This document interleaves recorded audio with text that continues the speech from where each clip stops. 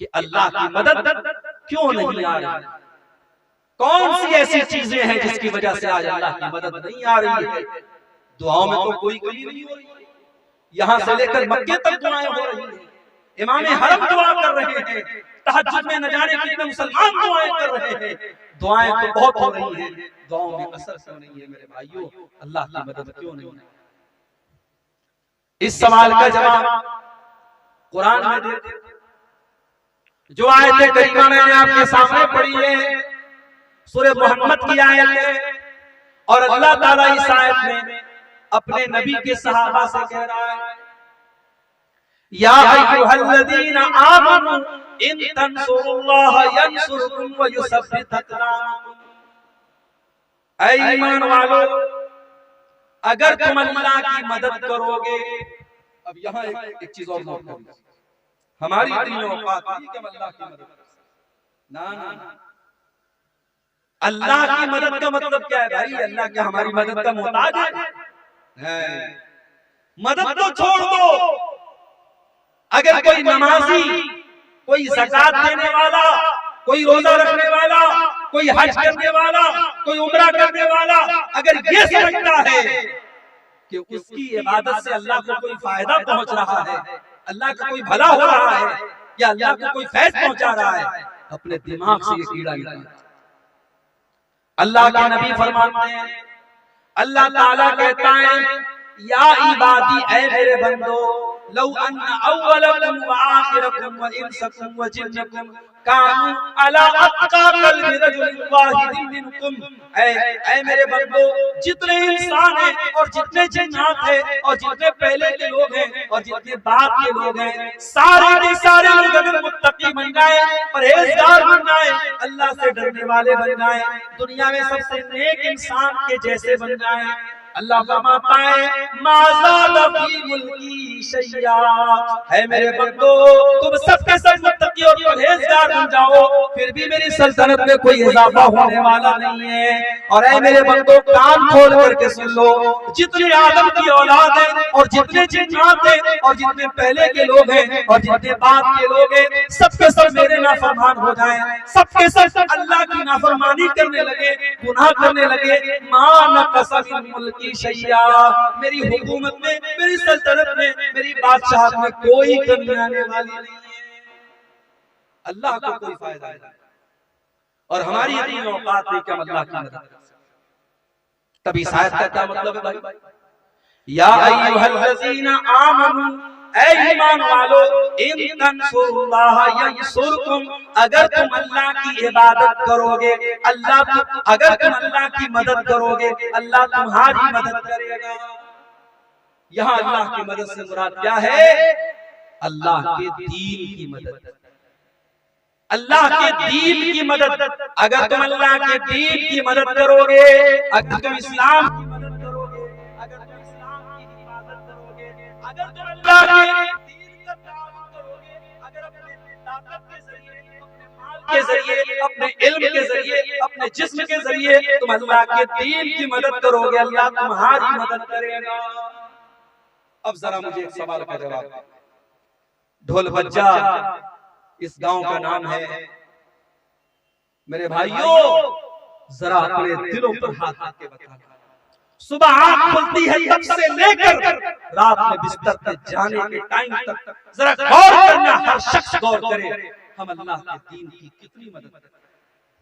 हमारी जात के जरिए अल्लाह के दीन को क्या मिला?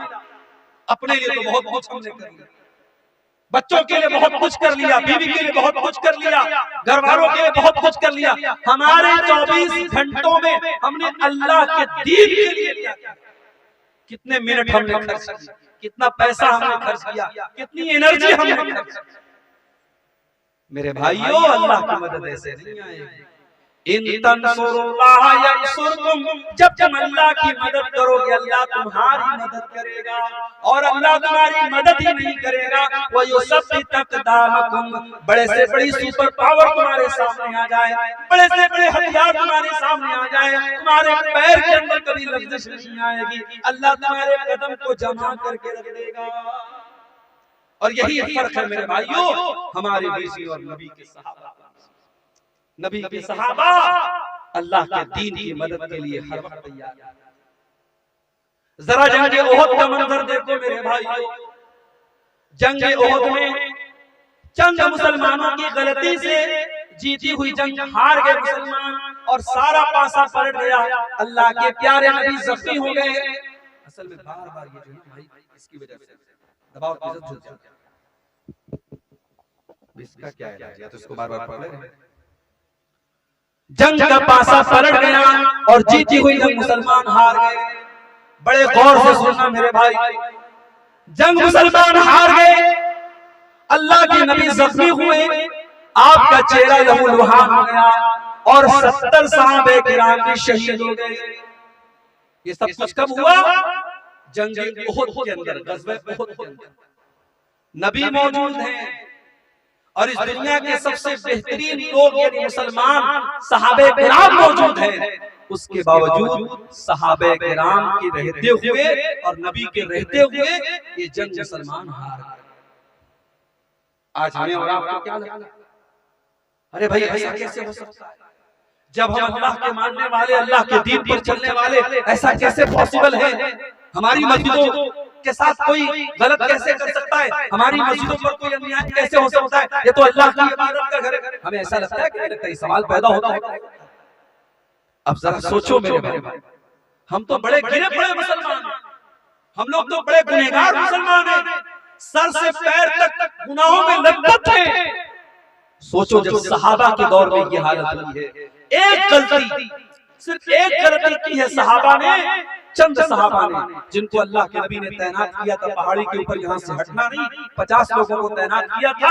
और जब जंग मुसलमान जीत गए और माले गनीमत को हासिल करने लगे तो उन 50 में से 40 सहाबा वहां से हट गए और सिर्फ 10 लोग बचे। और खालिद बिन वलीद रज़ी अल्लाह तआला अन्हु जो भी मुसलमान नहीं हुए थे, उन्होंने पीछे से हमला करके जीती हुई जंग का पासा पलट दिया और मुसलमान एक गलती की वजह से मुसलमान ये जंग हार गए। उसके बाद जब मुसलमान मदीना आए, पता चला कि मुशरिकीन मक्का बहुत बड़ा लश्कर लेकर के दोबारा हमला करने वाले और मदीना को खत्म करना चाहते हैं और मदीना के सारे मुसलमानों को खत्म करना चाहते हैं। अल्लाह के नबी ने अपने सहाबा से कहा, ऐ मेरे सहाबा, हम दुश्मन का वेट नहीं करेंगे, हम दुश्मन का इंतजार नहीं करेंगे। ऐ मेरे सहाबा, हम दुश्मन का आगे बढ़ करके मुकाबला करेंगे। सहाबा किराम ने कहा, अल्लाह के नबी, हम जख्मी हैं, हमारे बदन से खून बह रहा है, हमारी तो मरहम पट्टी भी अभी ढंग से नहीं हुई है। आपने फरमाया, ऐ मेरे सहाबा, हम किसी चीज का इंतजार नहीं करेंगे, हम इसी हाल में दुश्मन का मुकाबला करने के लिए जाएंगे। मेरे प्यारे भाइयों, दुनिया ने देखा, आसमान में देखा, जमीन में देखा कि नबी के सहाबा जख्मी हालत में, उनके बदन से खून बह रहा है, उनकी बॉडी पर जख्मों के निशानात हैं, उनके बदन से खून रिस रहा है। उसी हालत में मदीना से उमर अल असद नाम के मकाम तक जाते हैं और दुश्मन का मुकाबला करने के लिए मदीना से चल के जाते हैं। दुश्मनों को पता चला कि मुसलमान फिर से आए, दुश्मन की हिम्मत न बढ़ी और दुश्मन वापस चला गया। कुरान करीम में अल्लाह इसका तज़किरा करते हुए फरमाता है, लिल्लज़ीना अहसनु मिन बादि मा असाबहुल करहु। ऐ मेरे नबी, आपके सहाबा तो इतने बड़े ईमान वाले हैं कि जख्मी होने के बावजूद और बदन से खून बहने के बावजूद अल्लाह का हुक्म आया तो लड़ने के लिए तैयार हो गए। ये थे नबी के सहाबा। वो नबी के लिए, अल्लाह के दीन के लिए, अपने नबी के दिफा के लिए, अपने दीन के डिफेंस के लिए हर वक्त तैयार रहते थे मेरे भाई। और इसीलिए कुरान कहता है, या अय्युहल्लज़ीना आमनू इन तंसुरुल्लाह यंसुरकुम। ऐ ईमान वालों, जब तुम अल्लाह की मदद करोगे, अल्लाह तुम्हारी मदद करेगा। आज तो हालत ये है, 100 रुपया चंदा देने की हैसियत रखने वाला 10 रुपया बड़ी मुश्किल से। कभी और करना, रेस्टोरेंट में 10 की नोट आपको बहुत कम मिलेगी, शराब के अड्डों पर 10 की नोट बहुत कम मिलेगी, ज़िना के अड्डों पर 10 की नोट बहुत कम मिलेगी। मस्जिद की पेटी में देखना 10 की नोट बहुत ज्यादा। जो सबसे छोटा अमाउंट होता है वो हम मस्जिदों में देते हैं, मदरसे में। हमारे यहाँ साइंस पढ़ाने वाला टीचर आए, हम 2000 रुपया महीना, मैथ पढ़ाने वाला टीचर आए, हम 3000 रुपया महीना, हिंदी और इंग्लिश पढ़ाने वाले को 1000 रुपया महीना देंगे। और बेचारे मौलवी साहब और हाफिज साहब कुरान पढ़ाने के लिए आएंगे तो हम मोल भाव करेंगे, हाफिज साहब 500 रुपया ले लीजिए। कुरान और दीन के इल्म की वैल्यू हमने घटा के रखी है। इंग्लिश मीडियम के नाम पर हमारी जेबों से 2-2 हजार रुपए फीस निकल जाती है, और मदरसे में कहीं 100 रुपए फीस लग जाए तो हम खाना मारते साहब मदरसे वाले भी 100 रुपए फीस। दीन की वैल्यू को हमने कम कर दिया, दीन की अहमियत हमारी नजरों में हमने हकीर कर दिया, और आज हालात ये हैं दीन को सारी दुनिया में तमाशा बनाकर। मेरे प्यारे साथियों, जंग तबूक का मौका याद करो, जंग तबूक का मौका याद करो। गर्मी का मौसम है, मई जून का महीना है, खजूरों के पकने का टाइम है। अल्लाह के नबी अपने सहाबा से कहते हैं, ऐ मेरे सहाबा, हमको तबूक के लिए जाना है, हमको 700 किलोमीटर लंबा सफर करना है। ऐ मेरे सहाबा, मेरे पास हथियार नहीं है, मेरे पास सवारी नहीं है। ऐ मेरे सहाबा, तुम ताउन करो, तुम दान दो, तुम चंदा दो। ऐ मेरे सहाबा, मैं तुम्हें जन्नत की गारंटी देता हूँ। सहाबे किराम ने अपनी अपनी हैसियत के मुताबिक, अपनी अपनी ताकत के मुताबिक बढ़ चढ़ करके ताउन करना शुरू किया। उस्मान गनी ने बहुत सारे ऊंट भी दे दिए, बहुत सारे घोड़े भी दे दिए, और 1000 सोने के सिक्के भी दे दिए। बहुत सारे सहाबा गरीब थे, मजदूर थे, मजदूरी किया करते थे। कोई 1 मुट्ठी, कोई 2 मुट्ठी गेहूं ला रहा है, जौ ला रहा है। ऐ अल्लाह के प्यारे नबी, मैं ये मेहनत करके मजदूरी करके ये लाया हूं, ऐ अल्लाह के नबी इसको ले लीजिए। अल्लाह के नबी सबका चंदा ले लेते थे, सबका दान ले लेते थे। इतने में हजरत उमर फारूक, उनके दिल में तमन्ना पैदा हुई, हमेशा नेकी के मामले में अबू बकर का नंबर सबसे आगे है। आज उमर का नंबर आगे रहेगा, आज उमर आगे बढ़ेगा। उमर फारूक अपने घर आते हैं, अपने सारे घर के माल को इकट्ठा करते हैं, और सारे माल को 2 हिस्सों में डिवाइड करते हैं, और आधे माल को घर छोड़ते हैं, और आधे माल को बोरे में पैकेट में पैक करते हैं, और नबी अकरम के पास लाके रख देते हैं। अल्लाह के नबी पूछते हैं, माँ अब क़ैत लिअहलिक, ऐ उमर, घर वालों के लिए कुछ छोड़ के आए हो कि नहीं आए हो? हजरत उमर कहते हैं, अल्लाह के नबी आप फिक्र न करें, अब मैं आधा लाया हूं और आधा छोड़ के लाया हूं, आधा लाया हूं आधा छोड़ के लाया हूं, आप चिंता न करें।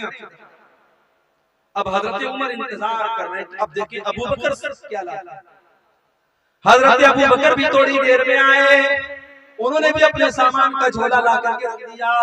नबी ने पूछा, माँ अब क़ैत लिअहलिक, ऐ अबू बकर, तुमने घर वालों के लिए क्या छोड़ा है? वो लोगों, अबू बकर की जुबान पर क्या जवाब आया?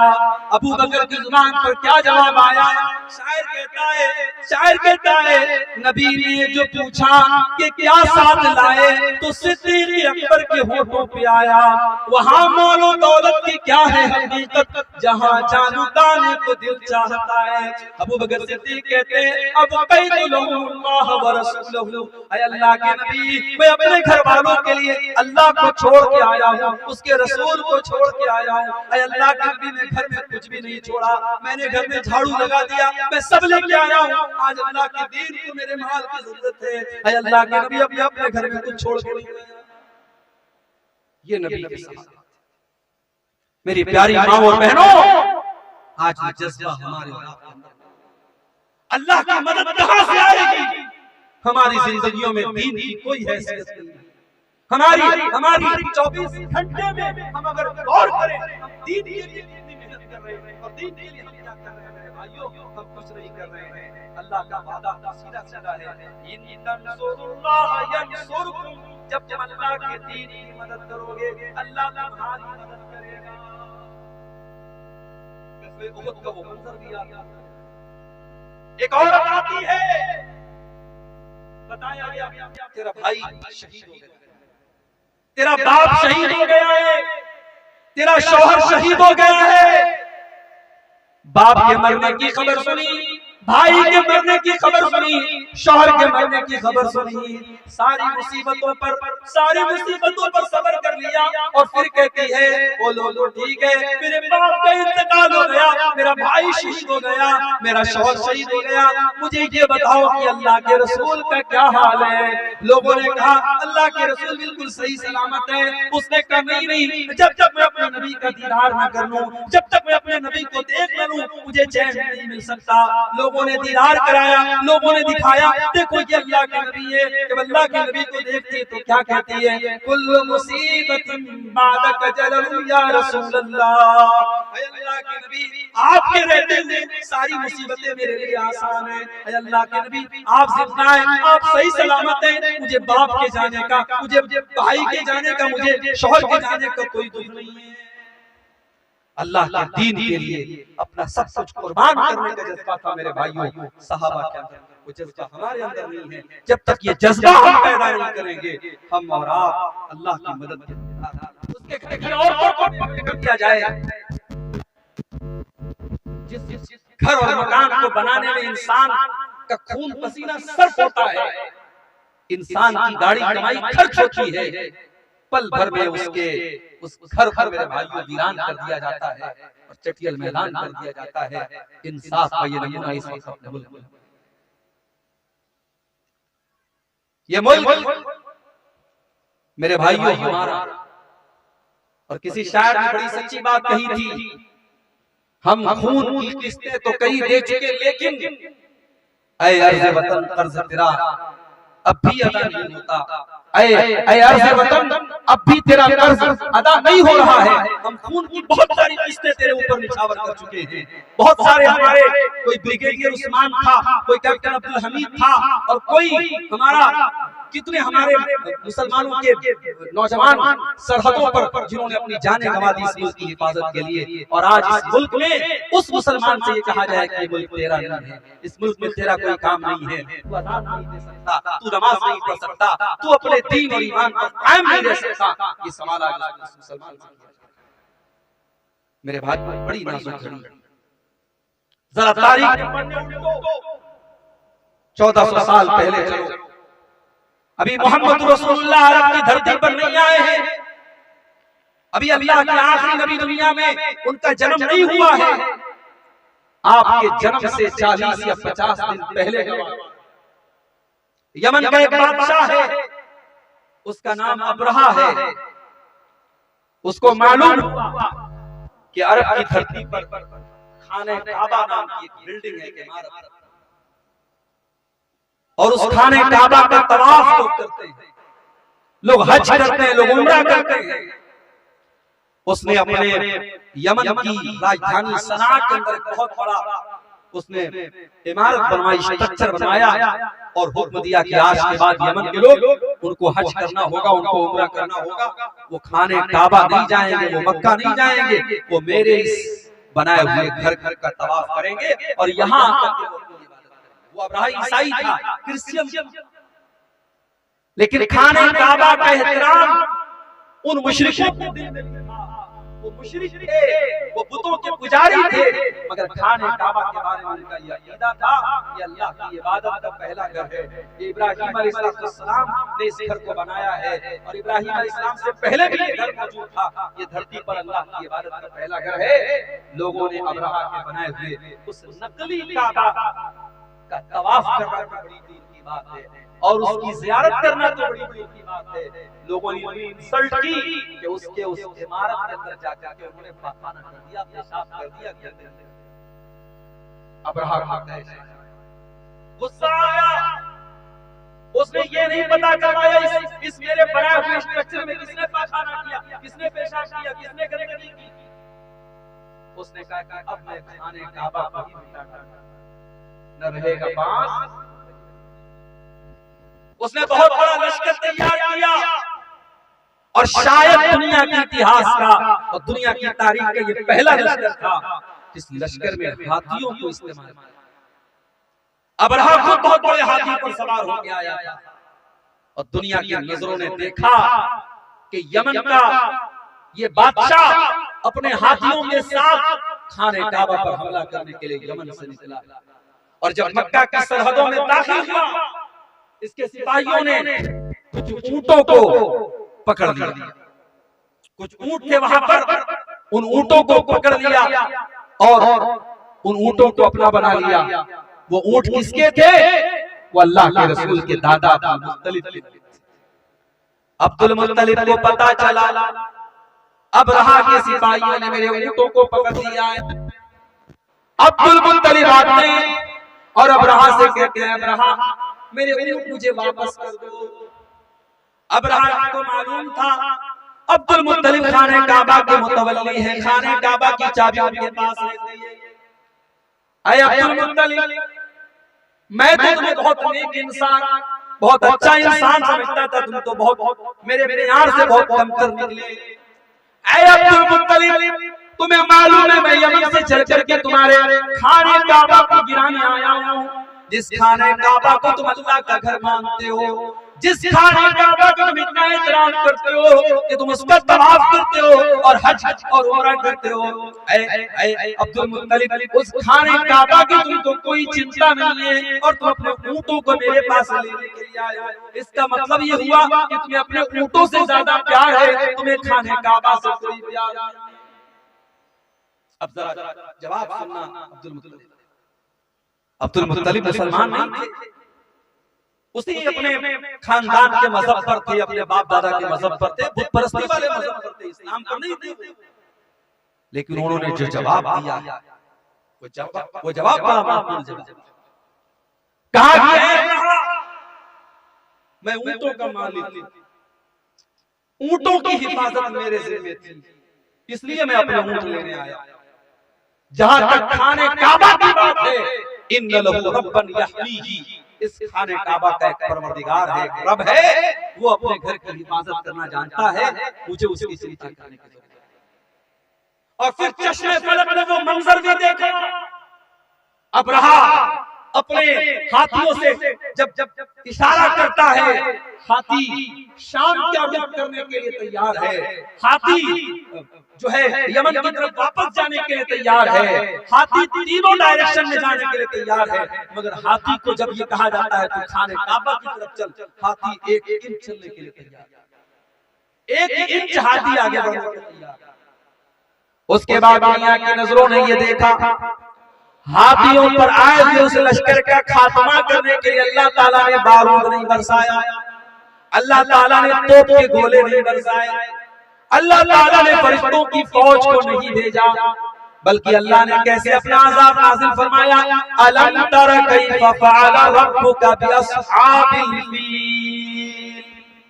ऐ नबी, क्या आपने देखा कि अल्लाह ताला ने हाथी वालों के साथ क्या किया? अलम यजअल कैदहुम फी तज़लील। ऐ नबी, वो तो बहुत बड़ी बड़ी चालें और बहुत बड़ी बड़ी प्लानिंग बना करके आए थे, अल्लाह ने उनकी सारी प्लानिंग को नाकाम कर दिया। व अरसला अलैहिम तैरन अबाबील, और अल्लाह ताला ने उनके ऊपर चिड़ियों का झुंड भेज दिया, छोटी छोटी चिड़ियां उनके ऊपर भेज दी। तरमीहिम बिहिजारा, जो अपने चोंच में और अपने पंजों में छोटी छोटी चने के बराबर की कंकरियां उनके ऊपर गिराती चली जाती थी, और वो छोटी छोटी कंकरियां एटम बम बन करके उनके ऊपर बरसती चली जाती थी। जिसके ऊपर वो पत्थर गिरता था, वो कंकरी गिरती थी, वो वहीं पर मर करके खत्म हो जाता था। फजालहु कासिम माकूल, अल्लाह ताला के हुक्म से वो इतने बदबख्ती के साथ उनका खात्मा हुआ। कासिम माकूल, जैसे खाया हुआ चारा हो, जैसे गाय और बकरी को आपने देखा होगा जब वो चारा को खा लेता है और कभी कभी उसके मुंह से वो बचा हुआ चारा निकलता है, उस चारे की तरह उनकी डेड बॉडी पड़ी थी, उनकी सड़ी हुई लाशें पड़ी थी, उनकी टूटी फूटी लाशें। अल्लाह को अपने घर को बचाना था तो उसने परिंदों को भेजा था, छोटी छोटी चिड़ियों को। मेरे भाइयों, आज क्यों नहीं आ रहा है परिंदों का लश्कर?